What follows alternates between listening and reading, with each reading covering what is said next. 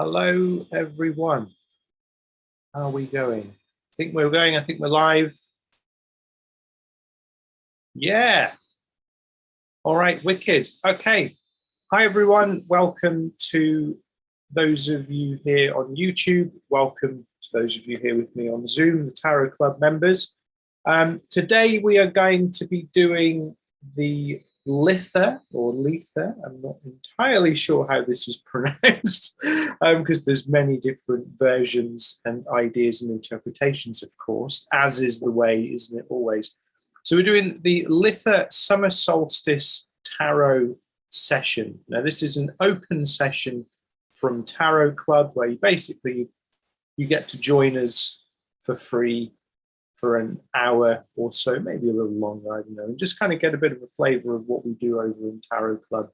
And in line with the last session we did on YouTube, we're still doing our Wheel of the Year course, one of the many courses that we do in Tarot Club. And that is because we are currently on the 17th of June, and we're a couple of days out from Litha itself, which is the 19th to the 21st, and then, of course, the Summer Solstice, which is the 21st, or the night of the 20th into the 21st. I always think of it as the night, even though it's a festival that celebrates the sun. For some reason, it is very connected to the night for me. Probably because I have spent many of them overnight at Stonehenge, which I'm happy to share I will be doing that again, thankfully, after ages of not doing this. So make sure you've got your cards at the ready, and we're going to go through this. So let's get into the presentation.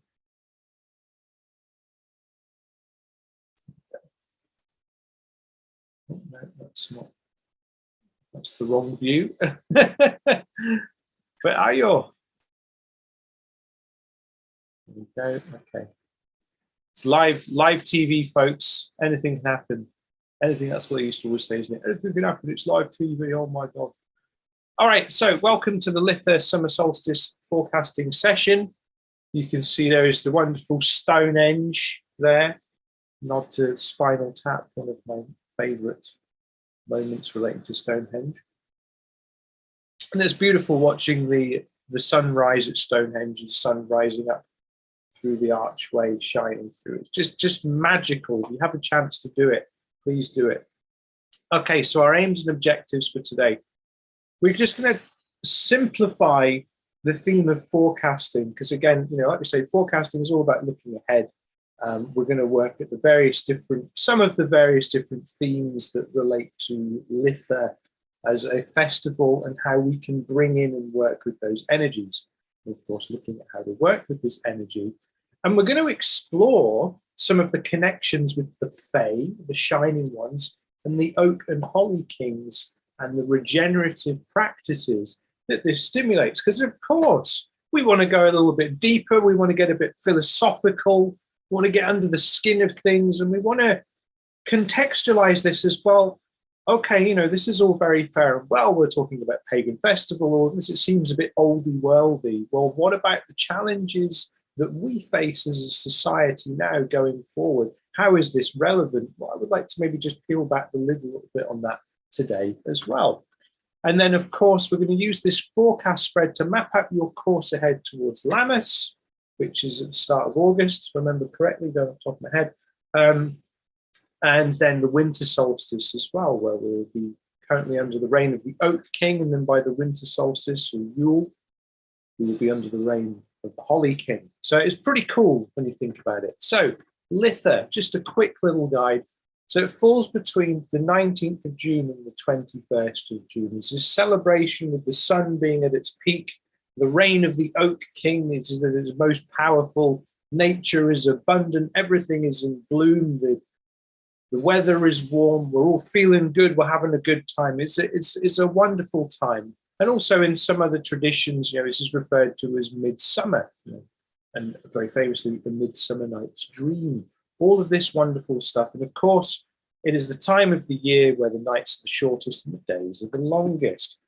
And the summer solstice itself, it's that night between, so the 20th and the 21st, and then the 21st is that longest day there. So I cannot help but think of it as the night. It's so weird. It's that inversion. It's like, well, yeah, man, summer solstice, yeah, that's all about the sun and the daytime. You're talking about the night. It's like, whatever. We're focusing on, looking at what this means to us as individuals, but also how we can just get into this successively. And I'm your weird and wonderful window into that world right now. So just deal with it. Because for me, staying up all night was always the way that I would observe the solstice. So there we go.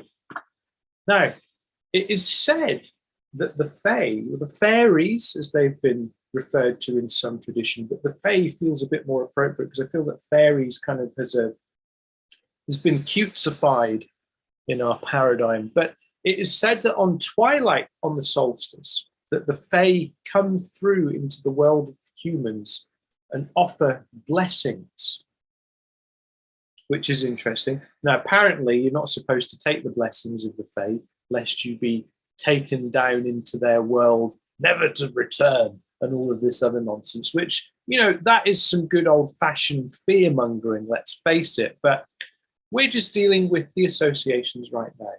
And solstice also represents the end of the Oak King's reign, in that we're at the most powerful now, but we see over the horizon things are beginning to change. So we have this celebration, but we know that the Holly King is beginning to come towards us as we see the days beginning to get shorter, the days start to get colder, and the darkness reigns up as well. So it's quite an interesting thing, because even though we're at the perceived peak of the Oak King's time, it's just a wave has crested, isn't it? And then the next wave that's rolling, and it's already part of that process. Now, there are some various different ideas about how this all goes down, but I wanted to think of it in such a way where it's not necessarily a black and white cut and dry thing. It's not necessarily hard and fast. It's something that we really see as flowing and, fluid between the different expressions of these two kings. So we will focus on these two aspects really today. And we'll talk a little bit about Cancer season as well, because that kicks off with the solstice too. Now, the Fae and the Shining Ones. Ooh, what's that? Is that a band? 80s new wave art rock? Could be, couldn't it? But it isn't. So in Celtic traditions, the Fae, the fairy people, are a group of beings that said to both tempt and grant blessings to humans. There are original, the original gods and everything. When you read a lot about early Christian myth, that's right, I said it, Christian myth, because that's what it is. A lot of the missionaries and stuff, yes, they cast out the fairy king. There's a famous story of one of the abbots or monk, I can't remember exactly which he's referred to, but he exorcises Glastonbury Tor, exorcises the Fae king from Glastonbury Tor, all of this kind of stuff. And it's interesting because we really just see this as a very kind of a form of colonialism, shall we say, colonialism of our consciousness, colonialism of our religious practices, in our ancient practices, because essentially the Celts were quite far spread out across Northern Europe, and pagan beliefs, the Fae, this kind of stuff, we see this all over. Now, what I find quite interesting is the demonization of that by the church was really just this barbaric quest for legitimacy over indigenous beliefs. Not really a lot has changed, has it? So when we're now in this time of, we're seeing that these beliefs are coming back, and we're seeing a sense of a desire for more connection with nature. We're seeing more of a desire for religious, spiritual practices that feel more aligned with us as individuals, that feel more aligned with the shifting perspectives of society. And even referring to it as a religious practice, we're still seeing it in such a way that, it's that which becomes sacred to us. It's the form, it's the structure, it's all of these other bits and pieces where we can really look at how to work with them. Now, I've just been made aware that the YouTube video is listed as private. I don't know why it's saying visibility. This is weird. Why is that saying that it's private? I don't know. I don't know why it's saying it's private, but for some reason, people can't comment on it. So if you are here, hello. Hello. I can see that there are some people watching. I'm sorry that for whatever reason, it is not letting me engage with you, which is really kind of lame. Just one moment. Let's come back to that. Live video. Yeah, why is it doing that? We have people commenting. That's fun. All right. Oh, there we go. That seems to be working. Okay, so if you are here on YouTube, do feel free to say hi. Now, what is interesting here is there are a number of different analogous beliefs, shall we say, that relate to the Fae, and the Fae have been referred to as the Shining Ones. There is an couple of interesting books I've got here for further reading. The first one is Scotland's Hidden Sacred Past by Freddie Silver, talking a lot about the megaliths and stone circles in Scotland. And it was in one of the places it was said that on the summer solstice, the Shining One comes down and walks through. I think it's Callanish. The Shining One comes down and passes through the stone circle. And again, it's this idea of the connection with the Fae and the Shining Ones and our very old school gods being present at this time of year. That for me, I think makes it quite special. And if we choose to connect with that, we choose to connect with our deeper ancestry, we choose to connect with these more ancient parts of our being, the more ancient parts of the collective consciousness that have essentially been pushed aside for the legitimacy of religions, practices, and beliefs that have come up over the years that have supposedly claimed to be more civilized than savage, whereas really it's kind of the shoes on the other foot, isn't it? So when we recognize this, we see that we're connecting into something a lot more in our distant past, because for me, with my background, I'm half Scottish Celtic, I'm half Persian Iranian, I'm half Persian Mesopotamian, really.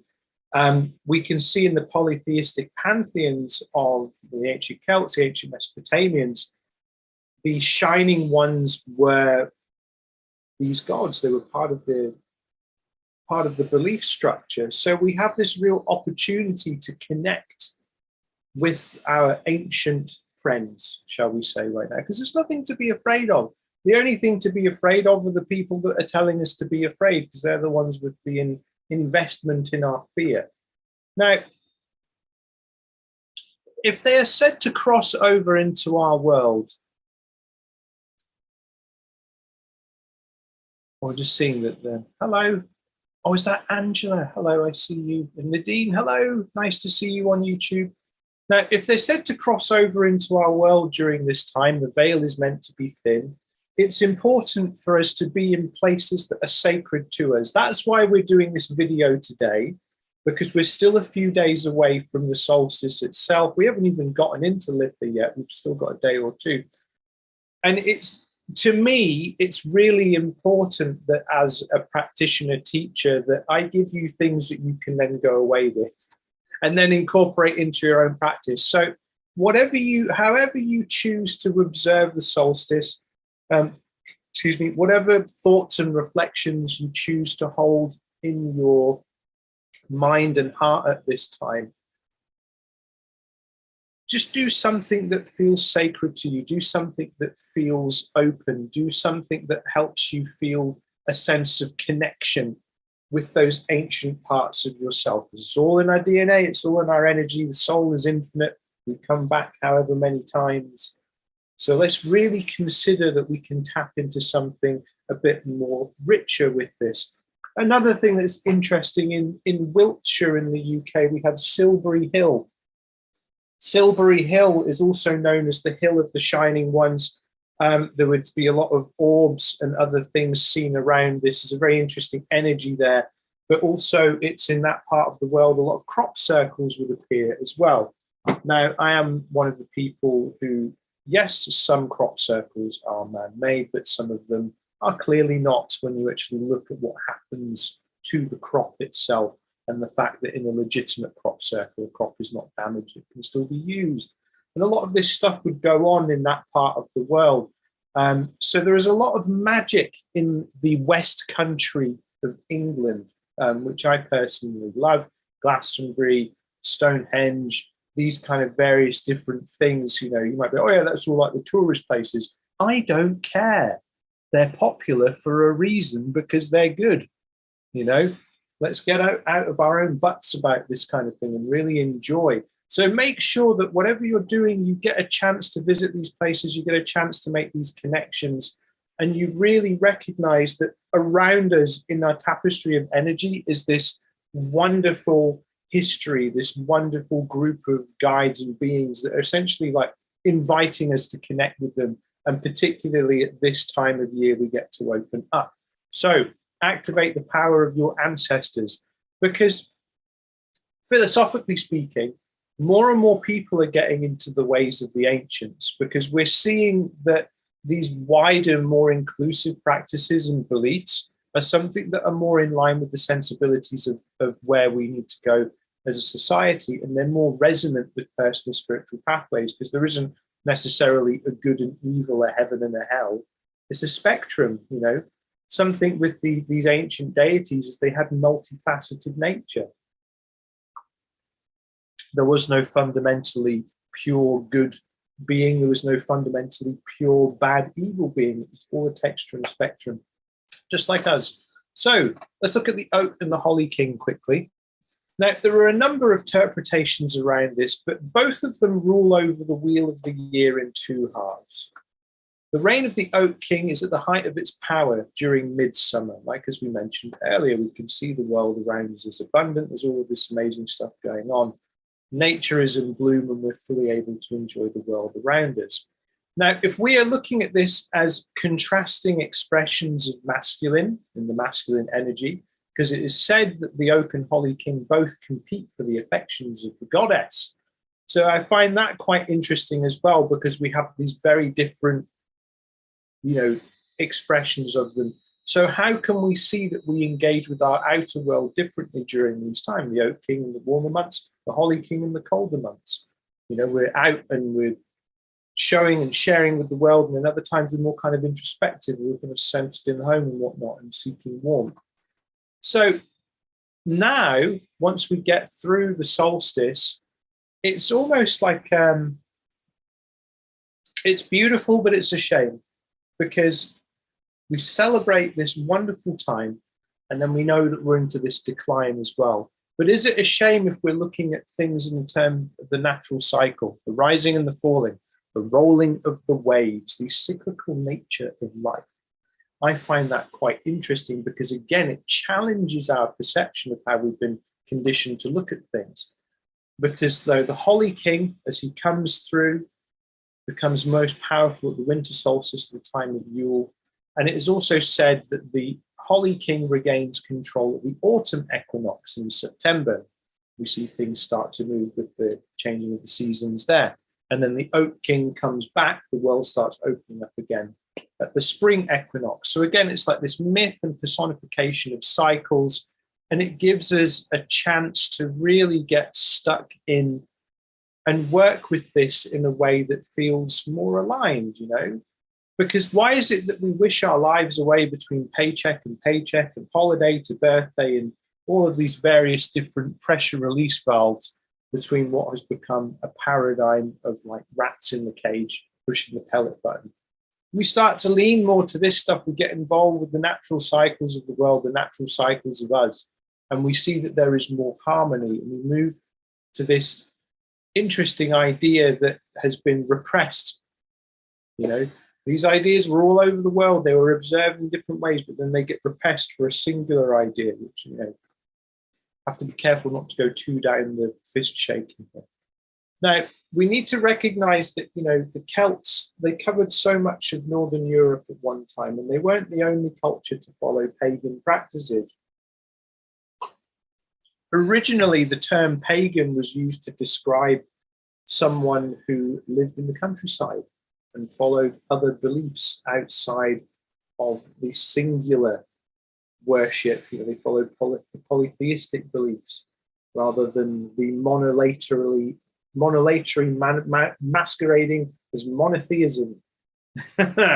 So it is important to recognize that the recognition of the tapestry of belief and the tapestry of worship and the tapestry of practice is what brings all of this stuff together, rather than you must be afraid, otherwise you're going to hell. Come on. It becomes so transparent, and we can empower ourselves so much more deeply when we recognize that we make things more accessible. We tap into something more natural, something more cyclical. And this stuff has been there for such a long time already.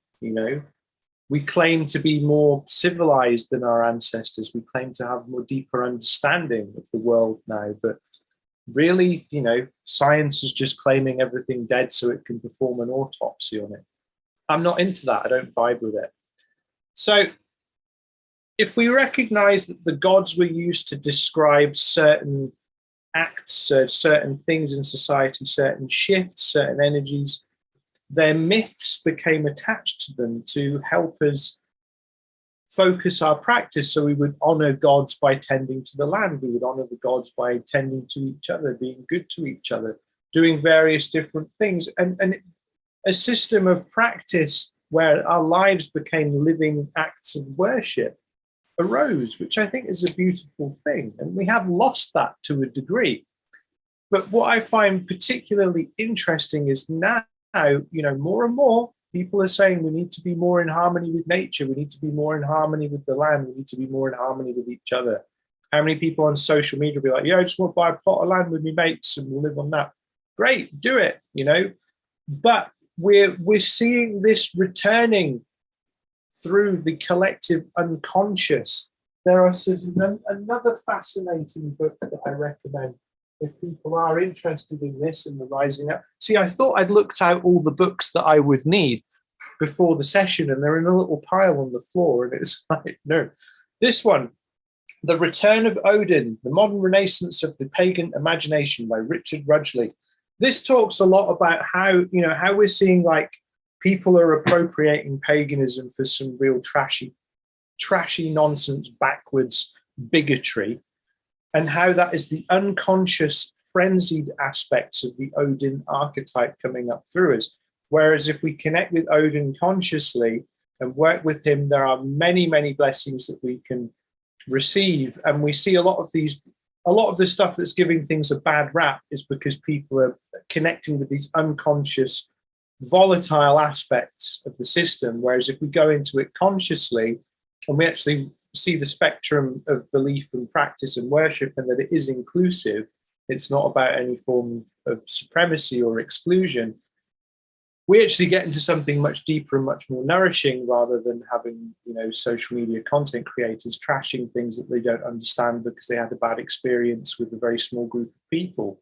But all of this stuff is coming back, and we need to recognize how we can work with it in such a way where we are honoring the path. Because also myth served a purpose, myth served a function. Myth was a way of keeping stories alive. In indigenous traditions, the wisdom keepers with the oral traditions kept the history alive, passing it down from generation to generation. And what's easier to remember, a bunch of facts and dates, like we like in the nice colonized paradigm where everything is logical, rational, and reasonable? Or do we turn things into stories? Do we set the words to dance? Do we make them more engaging so they then last through the generations? Just takes a little bit of logic and it all starts to hang together. And what's also interesting is adopting the pagan beliefs and practices, at least in consideration, we can see that it takes a more regenerative view towards the world, because we see the open, the Holy King, they're reigning at the different times. One comes up, the other one goes away, then that one comes back and the other one goes away. And it's this constant conflict, shall we say, because seasonally, if we compare the middle of summer to the middle of winter, such contrast, but it's regenerative, it's a process, it's a cycle. And when we recognize this, we might actually take better care of the world. We might take better care of each other, you know. And when we recognize that religion advocates dominion over the world, conquest, paganism encourages harmonious living with the world. So again, it becomes more interesting still, because what is it that's happening at the moment? Do we think that if there is going to be some kind of issue that the planet will be okay, or it won't be okay, or the humans will be okay or won't be okay? Planet's going to be fine. There'll be civilization that isn't. So the more we respect, the more we honor what we've been taught through the myths and the stories, which is the knowledge and the wisdom of the gods, the more that we recognize that we're actually going to be fine. We just need to let all that other stuff kind of work itself out and be self-contained while we actually get on with the good stuff. Because let's face it, what's better suited to the challenges we face as a society today? I'm getting quite philosophical, political today. I'm just feeling it. You know, the territory invites this kind of conversation. So let's look at shifting outward. Now, Litha is also falls around the start of Cancer season as well. Now, I do work with the tropical zodiac. I do not work with the sidereal zodiac. And there are, again, a number of reasons for this. First one being my coffee trying not to get cold, as it's an insult to the coffee.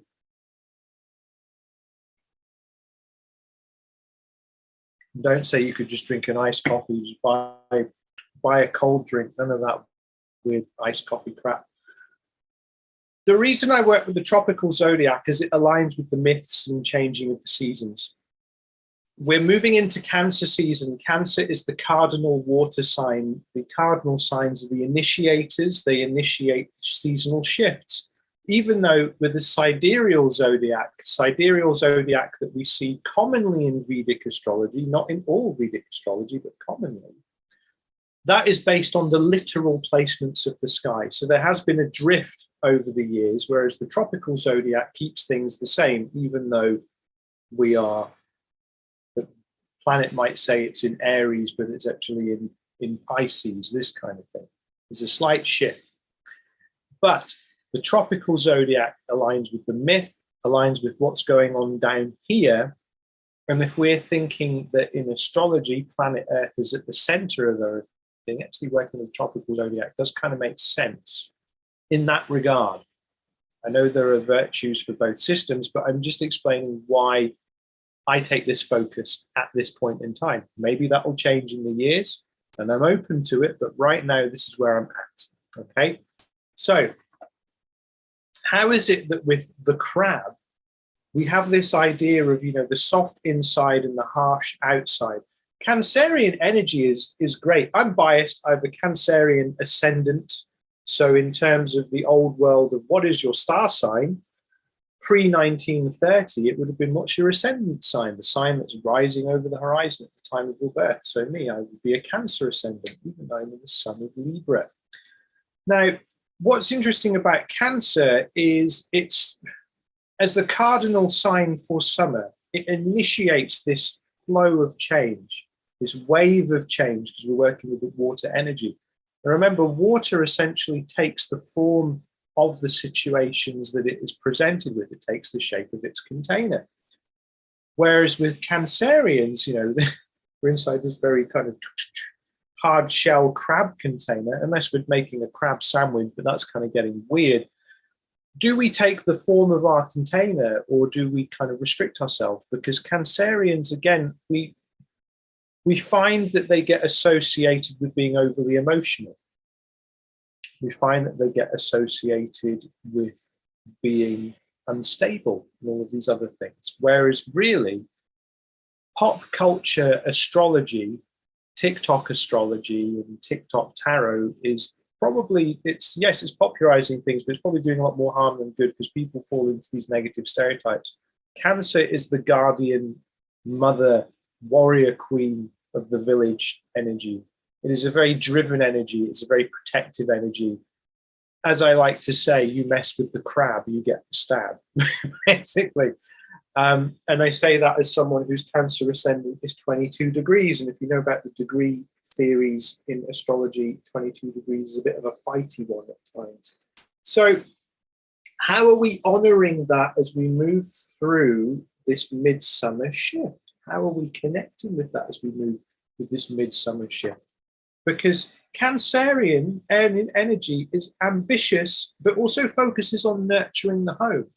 So where is it at this point in time we can focus on creating a better home for ourselves in the world, but also home within ourselves, metaphorical home, literal home, various different ways of approaching this. And also, you know, if the reign of the Oak King is at its height, the sun is shining at its highest and the most intense, it's a good time to get out there and do stuff, you know. So having that sense of the water to balance the sun, the light, you get this real nice contrast of energies to work with as well. So another thing that is interesting is because Cancer is ruled by the moon, and this is a festival of the sun. It's balance and contrast once again. So how can we tap into the realm of emotion and feeling with the Cancerian idea at this time of celebrating the sun, which is about the ego and the healthy self-expression of being out there and shining in the world? It's fascinating. To me, it's fascinating anyway. And you're all attending my session, so I would like to think that you are at least finding some interest in this as well. Now, how can you embody that cardinal water energy? How can you let that new thing flow within you? Where can you let go to let it happen? And looking at the balance of masculine and feminine, if we move away from physical gender polarity, if we see it as the exhale and the inhale, we can look at how is the moon balancing the energy of the sun? How is the reigning Oak King being balanced by the feminine, you know? Various different questions we can ask ourselves relating to the construct of the material that we're dealing with today. So now, the moment you've all been waiting for. Let's get into the forecast spread, because what we're doing here is we're taking inspiration from the various different aspects of the festival so far. And I'm keen for us to focus on regenerative ideas. I'm keen for us to focus on looking at cycles of things. Yes, there will be reference to certain stuff that's going on now, but you can use this spread at any time. You know, it's not strictly for use today. You can use it 3 months from now. I don't care. If you feel called to it, do it, because then you're listening to your intuition. So this is our spread for today. It's a 9-card spread. I'm a fan of working with 9-card spreads. And I'm going to leave this up on the screen for a few moments, just so you can get into what you're doing here. And the first card is looking at, you know, how have we grown in the past 6 months? So comparing back to the winter solstice, the time of the Holly King, how have we evolved? What's come forward? What's moving on? What are we doing? What's happening? And then the next card is how can we receive the blessings of the Oak King? So how can we be open to what's going on right now? How can we open ourselves up to that? Then if we think about the Fae and the Shining Ones with the third card, how can we unlock the power of our ancient lineage? Then we come to card number 4. What is it that we're being asked to release to move forward? So amidst all of this growth, change and transformation and opening and unlocking, what are we being asked to let go of? Then next up, forward focus. What is your attention being called towards for the next 6 months as we move, from the summer solstice to the winter solstice, from Litha to Yule, from the Oak King to the Holly King? Then if we think of the overall themes of harmony, how can you live more in harmony with the world? How can you lock in? Where can you find your pocket, find your space? Then themes of the sun. How are you being asked to shine bright right now? Where is your light coming on? You know, what's going on there? And then listening to your intuition. What are you needing to be mindful of? You know, bringing some of that realm of the unseen, the Cancerian lunar energy into this. And then finally, what is the highest possible outcome for you? So I'll just leave that up there for a couple more seconds. Then what we're going to do is we're going to move over to Tarot Cam, where I've got an example of the spread. There's one that I prepared earlier just before we got started, just so we can, you know, you can see it in action. You can see how we're interpreting it. You can see all of the various different things that are going on. Okay. All right. Let's do that. Hey. Okay. There we go. All right. So we can see here. Let's just move that. As you can see, I've not laid it out perfectly. So finicky folks, don't all come at me at once. Now, what's this extra card at the side here? The extra card at the side is on the underside of the deck. The underside of the deck cards are the unconscious glue, the unifying theme that holds everything together. All right, so first up, how have I grown in the past 6 months? The King of Pentacles, interesting.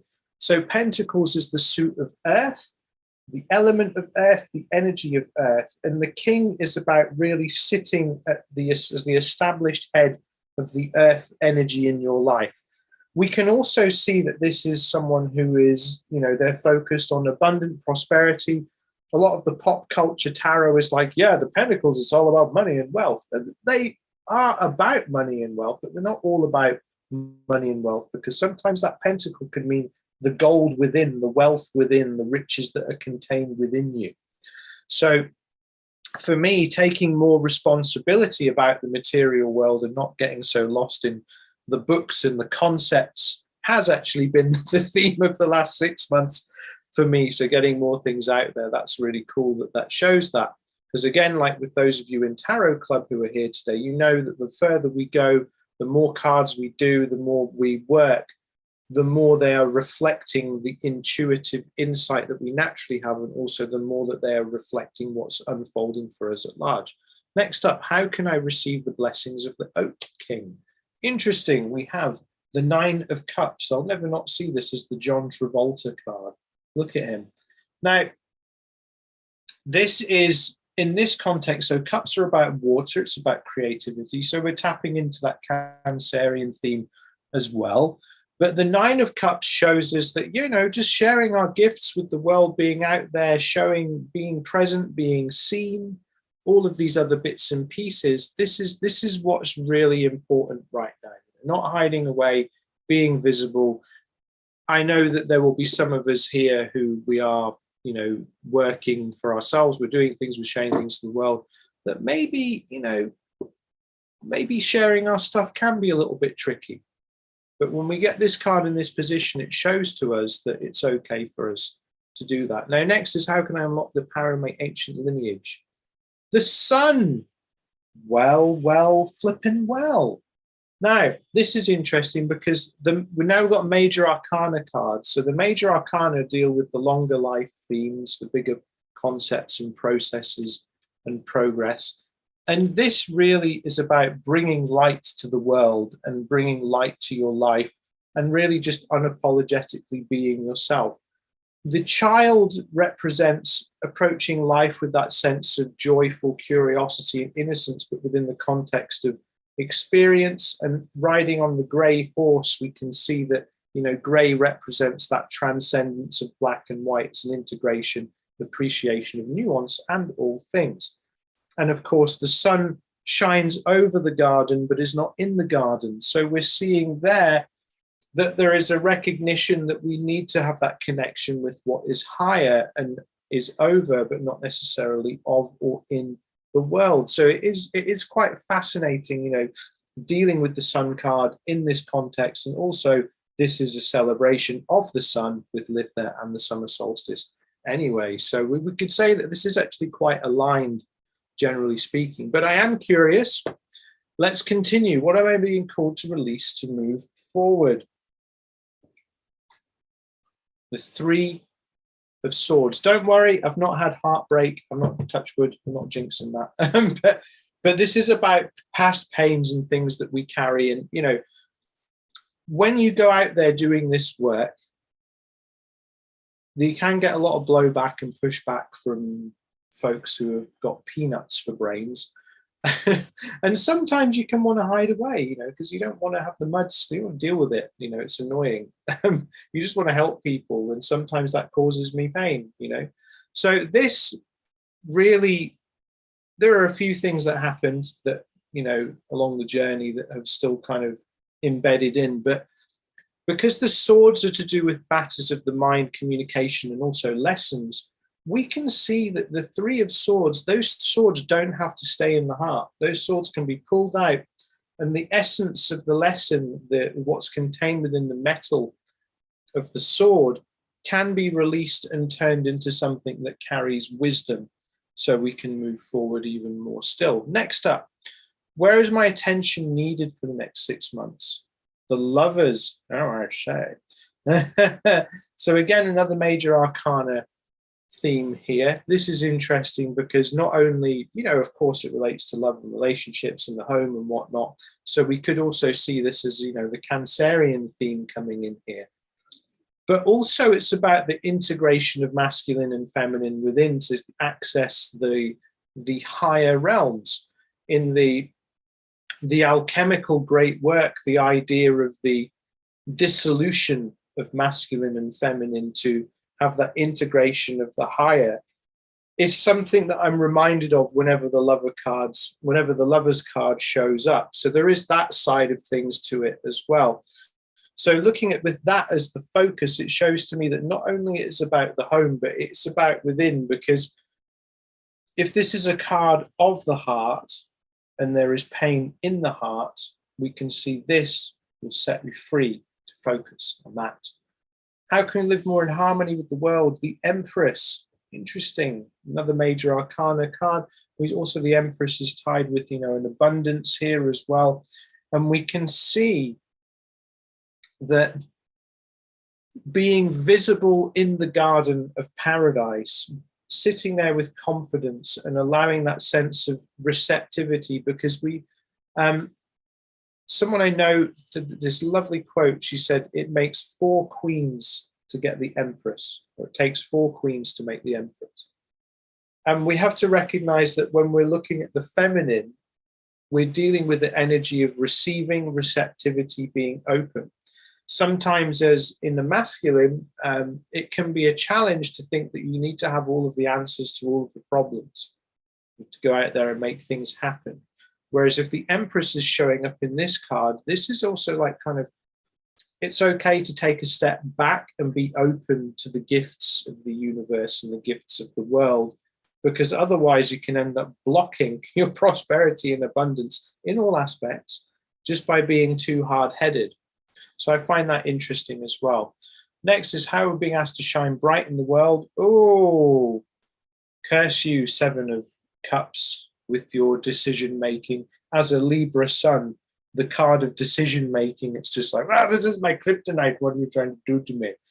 Because with this one, this is all about discerning from what is real and what's illusion. And to be quite frank, I have made a lot of decisions recently that have taken me out of things that I thought were the right thing for me, and just put myself on my own path, you know, with all respect to everyone and all parties involved. But here, I was dimming my light for the shining of others. So now it's just making sure that as we move forward, we are putting that energy wisely, and we're making sure that that is really being directed in the right way, because also we're dealing with a water card here as well. So coming back to the Cancerian themes, coming back to the Cancer ascendant for me, it is quite interesting looking at it like that, because it does show that, you know, just making the decision, not overanalyzing, just getting on with stuff. How many of you lose hours to procrastination because you just need to make up your mind? You know, when we look at this kind of thing, we can be like, well, okay, I just need to kind of crack on. And that's absolutely fine, you know, because sometimes we do just need to get down to it, you know. Next up, what do I need to be mindful of? The Page of Swords. Okay, so this is a good one. Pages represent, the immature parts of ourselves, for positive and negative, excuse me. They can represent those parts of us that, they're connected to the younger part where we just want to express, we just want to get out there, we just want to do stuff. But they also can represent those things of immaturity, where we might be connecting with the wrong end of the stick here. And something I have to be mindful of, because again, swords are to do with communication and the mind, is sometimes when I want to communicate things, I might be communicating things from a place of frustration, because when I was younger, I was very angry at the world. So for me, the Page of Swords is a cautionary tale to not let that 15-year-old grab the wheel of the car, no matter how tempting it might seem at times. Because if we're looking at these energies here, these are beautiful messages, whereas that really can be the fly in the ointment, So we really need to recognize what's going on here, so we make sure that we don't throw a spanner in the works for the rest of it. Then highest possible outcome. The Tower. Okay. All right. Okay, I like this. Now, this is high on the list of cards to make people poop their pants, because this is usually card number one. Because when you see the Tower, it's like, oh my God, what is going on here?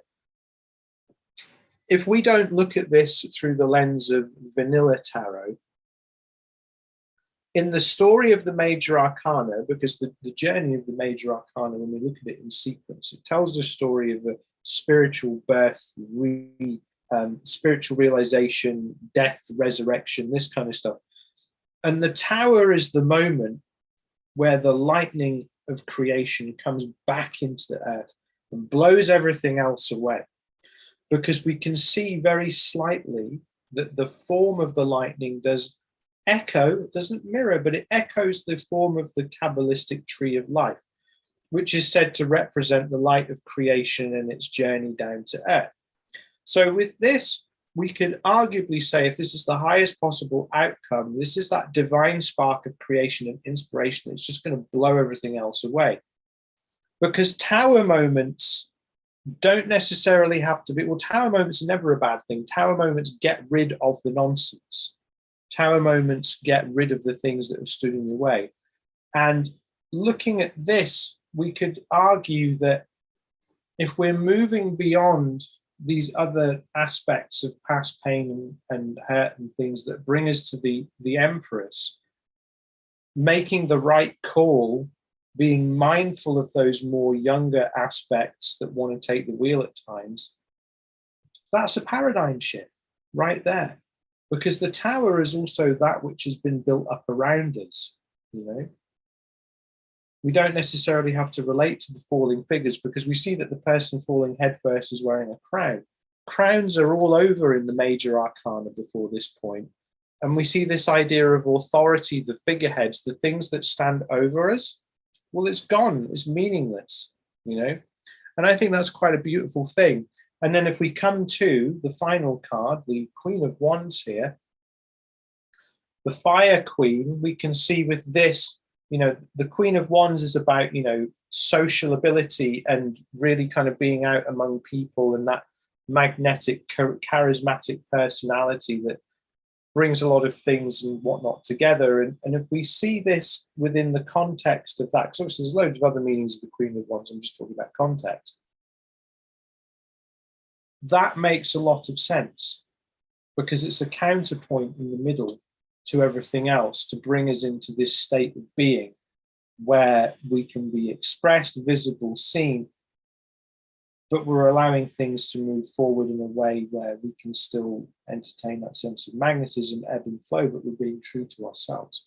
I find that quite interesting, because, as much as this is relevant for me, this spread could also be relevant for the collective. It can be relevant for any of you watching, whether you're here live or you're here on the replay, because really it's just about getting out there and do all of the stuff without any kind of fear, without any kind of worry, any kind of barriers to the self, you know, which I think is pretty cool.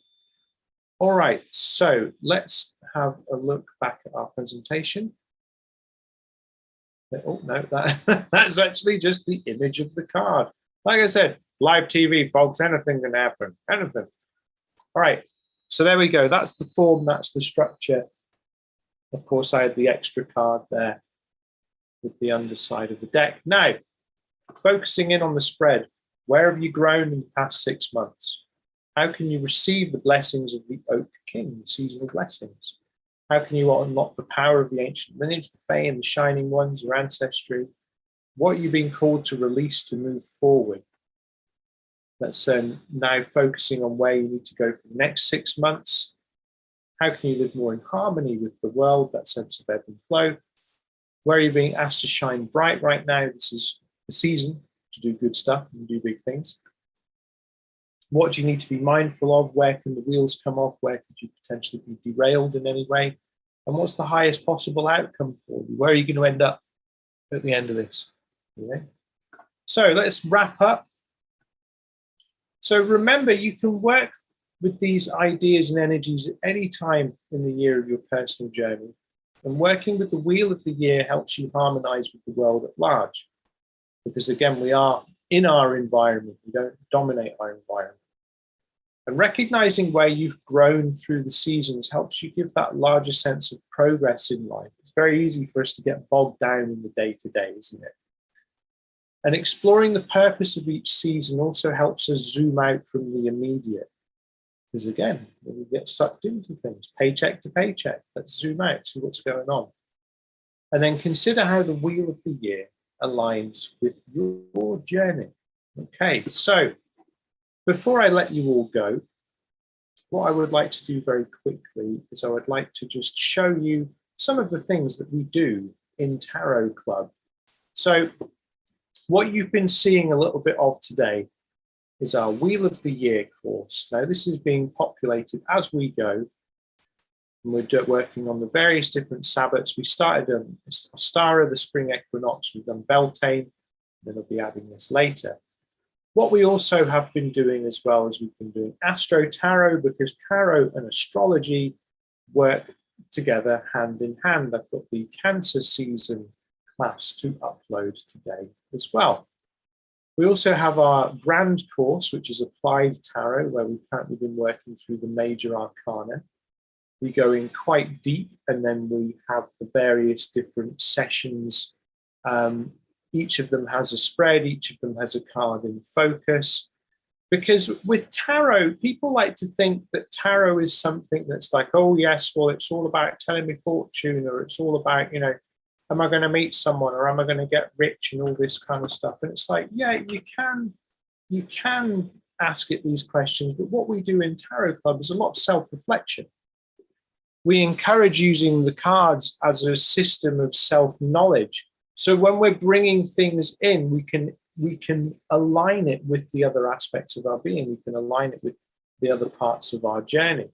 We have a course just specifically on forecasting. We have the ethics session. We have various other different bits and pieces, which just help us in the practice of tarot. We can see here, this is our calendar. Oh, look, that's what's happening right now.